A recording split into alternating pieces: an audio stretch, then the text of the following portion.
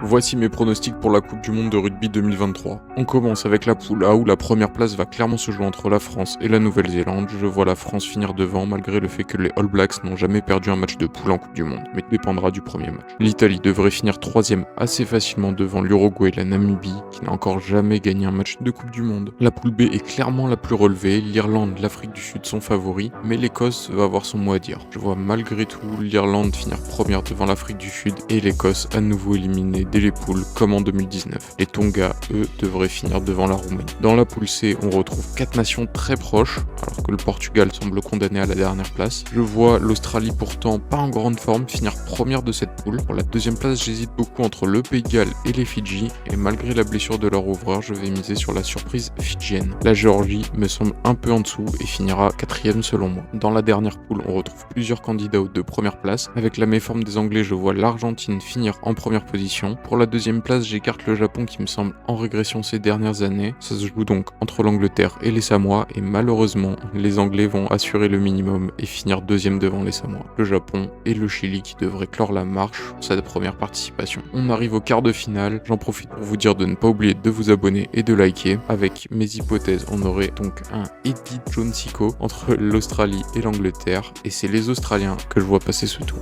Énorme choc dans le deuxième quart entre l'Irlande et la Nouvelle-Zélande. Je vois pour la première fois de l'histoire les Irlandais passer les quarts de finale et battre ainsi les All Blacks. Le troisième quart oppose les Argentins à la surprise fidjienne et malheureusement pour ces derniers, je pense que leur beau parcours va s'arrêter là, victoire de l'Argentine. On arrive au dernier quart, celui de la France qui est face à un énorme client. J'arrive pas à imaginer la France perdre dès les quarts de finale de la compétition. Je crois vraiment en la force du 15 de France, même face aux champions du monde en titre. Ce qui nous donne des demi-finales Australie-Irlande et France-Argentine, les deux meilleures nations du Nord ayant battu les deux meilleures nations du Sud au tour précédent. Je vois une victoire assez nette de l'Irlande et de la France qui vont donc se retrouver en finale. Et même si l'Irlande a réalisé le Grand Chelem cette année, c'est bien la France que je vois soulever le trophée Webb Ellis. Voilà, c'est tout pour mes pronostics. N'hésitez pas à me donner les vôtres dans les commentaires.